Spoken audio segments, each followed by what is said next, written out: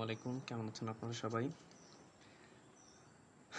আজকে আমি ছোট্ট একটা বিষয় নিয়ে আলোচনা করব, সেটা হলো ত্রিভুজের ক্ষেত্রফল। ত্রিভুজ সম্পর্কে আমরা জানি ত্রিভুজ হতো তিনটি বাহু দ্বারা আবদ্ধ ক্ষেত্রকে বলা হয় ত্রিভুজ।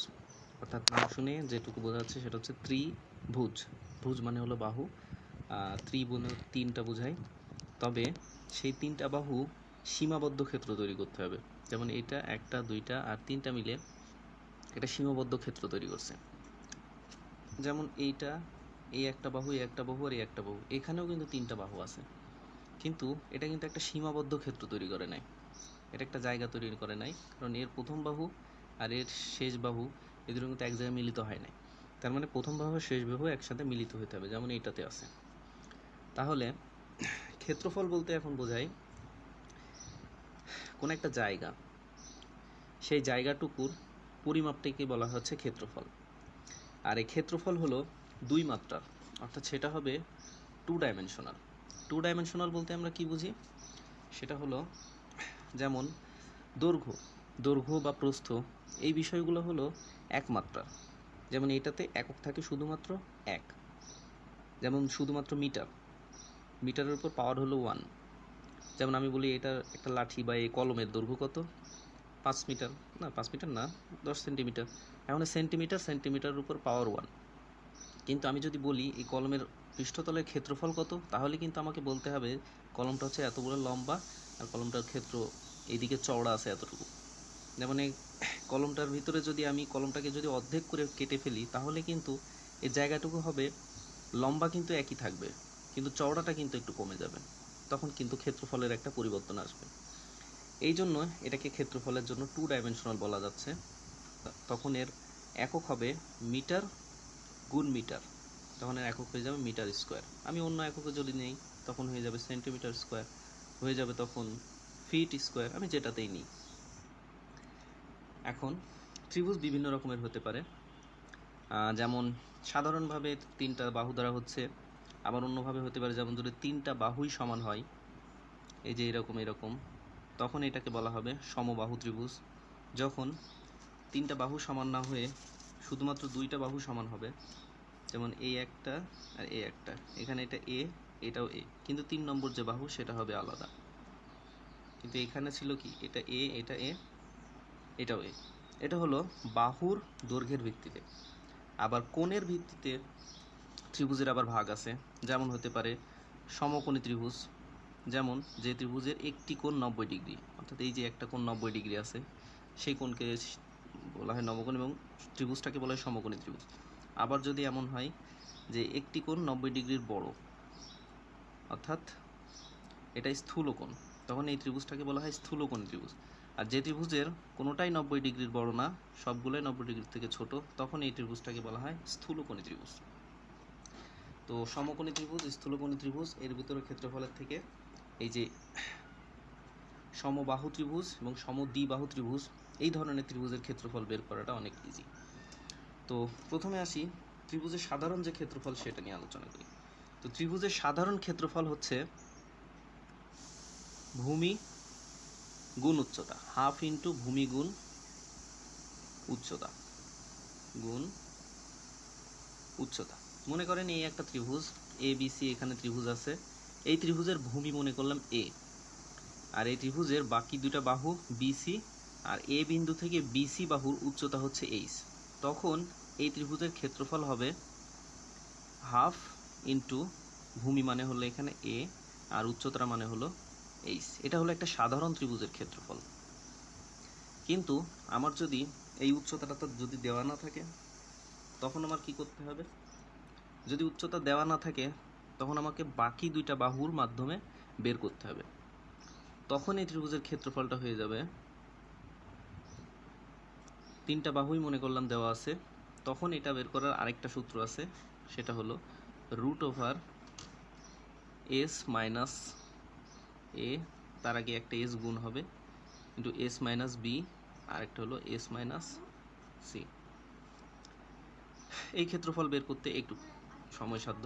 এখানে এস মানে হলো A plus B plus C by T, অর্থাৎ এখানে A plus B plus C হলে এখানে পরিসীমা, তিনটা বাহুর যোগফলকে বলা হয় পরিসীমা, অর্থাৎ একটা ক্ষেত্রের যে কয়টা বাহু আছে সবগুলো বাহুর ক্ষেত্র যোগফলকে বলা হয় পরিসীমা, আর এস হলো এখানে অর্ধ পরিসীমা। ওকে, এখন আমাকে ধরেন এরকম একটা ব্যাপার দেওয়া থাকলো যে এই একটা বাহু দেওয়া আছে, ভূমি দেওয়া আছে শুধুমাত্র এ, কিন্তু আরেকটা বাহু দেওয়া আছে, আরেকটা বাহু দেওয়া নাই, কিন্তু ভিতরের কোণটা দেওয়া আছে, মনে করলাম এই কোণটা হলো থিটা। তখন কিভাবে আমি বের করতে পারবো? তো দেখেন, আমার এখানে উচ্চতা দিয়েই মূলত বের করতে হবে।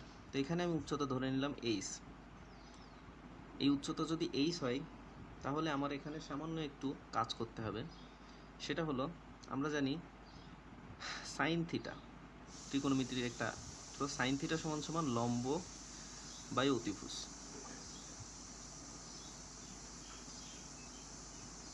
এখানে এইচ মানে হলো এখানে লম্ব, আর অতিভুজ মানে এখানে বি।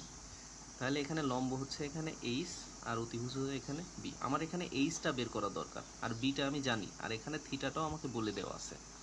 যদি এমন হয় তখন আমি এই জিনিসটাকে এইচ সমান সমান লিখতে পারবো বি ইন্টু সাইন থিটা। তখন আমি এখানে ত্রিভুজের ক্ষেত্রফল সমান সমান আমি লিখতে পারবো হাফ ইন্টু, এখানে ভূমি হচ্ছে এখানে এ, আর এইচ মানে হলো এখানে বি ইন্টু সাইন থিটা। তাহলে এইটাও ত্রিভুজের আরেকটি সূত্র। এখানে আমি একটা সূত্র দেখছি, সেটা হলো হাফ ইন্টু ভূমি গুণ উচ্চতা, তারপরে যদি কোনো বাহু না দেওয়া থাকে তাহলে কোনো কোণ বা কোনো শেপ না দেওয়া থাকে তাহলে এটা, আর যদি কোণ দিয়ে দুটি সংলগ্ন বাহু দেওয়া থাকে, যেমন এই কোণের সাথে যে দুইটা বাহু লেগে আছে, যেমন এই একটা বাহু লেগে আছে, বি আর একটা বাহু লেগে আছে, তখন এটা বের করার সূত্র হচ্ছে হাফ ইন্টু ভূমি ইন্টু আরেকটা বাহু যেটা আছে সেই বাহুর সাথে সাইন থিটা। ওকে, এবার আসেন অন্যান্য বিভিন্ন শেপের যে ত্রিভুজগুলো, যেমন আমি প্রথমে আলোচনা করি সমবাহু ত্রিভুজ নিয়ে। সমবাহু ত্রিভুজ মানে যে ত্রিভুজের তিনটা বাহুই সমান। তার মানে কি, একটা বাহু যদি এ হয় বাকি দুইটা বাহু হবে এ। এখন আমরা জানি যদি দুইটা বাহু সমান হয় তাহলে তার দুইটা বিপরীত কোণও সমান হয় একটা ত্রিভুজের ক্ষেত্রে। তাহলে এ কোণটা যদি এ বাহু আর এই বাহুর ভিতরে বিপরীত কোণটা সবসময় কি হবে, সমান। এখন তার মানে এই তিনটা বাহুই সমান, তার মানে তিনটারই বিপরীত কোণ সমান। এখন আমরা জানি ত্রিভুজের তিনটা কোণের সমষ্টি হলো 180 ডিগ্রি। তাহলে তিনটা কোণই যদি সমান হয় তাহলে 180-কে 3 ভাগে ভাগ করলে হয় 60 ডিগ্রি, তাহলে এই কোণটা হবে 60 ডিগ্রি। এখন আমি এর ক্ষেত্রফল তার মানে লিখতে পারি হাফ ইন্টু ভূমি এখানে দেওয়া আছে এ ইন্টু উচ্চতা, তার মানে হবে আমি কি জানি যে দুইটা সংলগ্ন বাহুর আরেকটা বাহু এ দেওয়া আছে আর তাদের মধ্যবর্তী কোণের সাইন থিটা, এখানে আছে এ ইন্টু সাইন 60 ডিগ্রি। তাহলে এখানে কি হচ্ছে হাফ ইন্টু এ স্কোয়ার সাইন 60 ডিগ্রির মান হচ্ছে √3/2। এটা একটু কষ্ট করে মনে রাখতে হবে। তাহলে এর ক্ষেত্রফল হচ্ছে √3/2 ইন্টু 2 মানে হলো 4/a²। তাহলে সমবাহু ত্রিভুজের ক্ষেত্রফলের সূত্র হচ্ছে এইটা। তো আপনি এইটা না করে অন্য আরেকটা পদ্ধতিতেও করতে পারেন, যেমন এটা হতে পারে পিথাগোরাসের উপপাদ্যর মাধ্যমে। পিথাগোরাসের উপপাদ্য মানে আমরা জানি লম্ব স্কোয়ার প্লাস ভূমি স্কোয়ার ইকুয়াল অতিভুজ স্কোয়ার। ওকে, তাহলে এখানে দেখেন, আমরা এখানে দেখতে পাচ্ছি এটা পুরোটা বাহু হলো এ। এখন আমি যদি এর উপরে একটা লম্ব আঁকি তাহলে দেখা যাবে এটার মধ্যবিন্দুর উপরে পড়বে। সমবাহু ত্রিভুজের ক্ষেত্রে তাই হয়। তাহলে এই দৈর্ঘ্যটা হলো a/2। আমার এখানে বের করার দরকার হলো উচ্চতা, অর্থাৎ এইচ। তাহলে আমি এখানে লিখতে পারতেছি এর লম্ব হচ্ছে এইচ, যেটাকে এইচ স্কোয়ার, ভূমি হলো এখানে a/2, a/2 স্কোয়ার ইকুয়াল অতিভুজ মানে কি এইচ স্কোয়ার। তাহলে এখানে আমি যদি এইচ এর মান বের করতে চাই তাহলে এইচ স্কোয়ার সমান সমান A square minus A square by 4। তাহলে এইচ সমান সমান তার মানে কি হচ্ছে, এখানে √ওভার, এখানে লসাগু করলে 4 এ স্কোয়ার মাইনাস শুধু এ স্কোয়ার সমান সমান হলো 3a² বাই 4 তার উপরে রুট। তাহলে এখানে এইচ সমান সমান আমি পাচ্ছি √3 ইন্টু এ স্কোয়ারকে রুট করলে এ আর 4কে রুট করলে 2। অতএব এখানে ক্ষেত্রফল তার মানে আমি কি পাচ্ছি, ক্ষেত্রফল হলো হাফ ইন্টু ভূমি হলো এখানে এ আর উচ্চতা হলো √3/2 ইন্টু এ, তাহলে এর ক্ষেত্রফল আসতেছে √3/2 × 2 মানে 4, এ আর এ মানে a স্কোয়ার। এই হলো আগে যে ক্ষেত্রফলটা ছিল সেই ক্ষেত্রফলই বেরিয়েছে।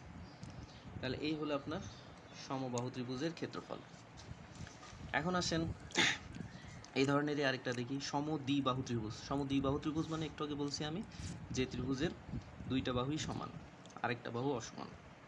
তাহলে সমবাহু দ্বিবাহু ত্রিভুজ যদি এরকম হয়, এটা হলো এ আর এটাও এ, তাহলে এটা আরেকটা অন্য আরেকটা।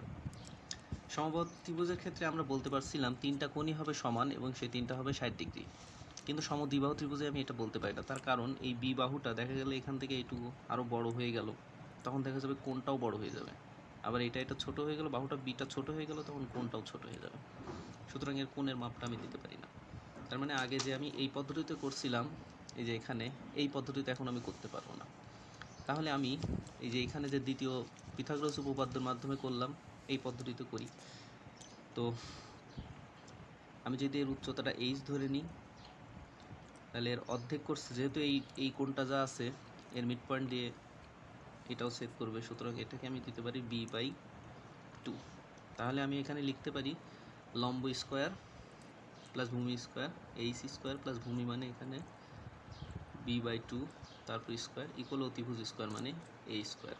তাহলে এখানে এইচ এর ভ্যালু কি আসতে পারে, এইচ স্কোয়ার সমান এইচ স্কোয়ার মাইনাস b²/4। তাহলে এখানে এইচ সমান সমান √4 লসাগু করলে 4a² মাইনাস b²। ওকে, অতএব আমি ত্রিভুজ ক্ষেত্রের ক্ষেত্রফল সমান সমান আমি পাচ্ছি হাফ ইন্টু ভূমি হলো এখানে b ইন্টু উচ্চতা হলো 4a² মাইনাস b²/4।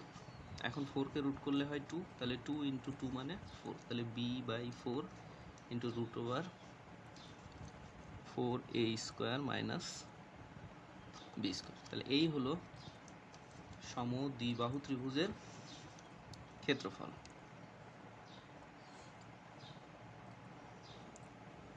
ওকে, নতুন একটা ত্রিভুজের ক্ষেত্রফল পেলাম, সেটা হলো সমদ্বিবাহু।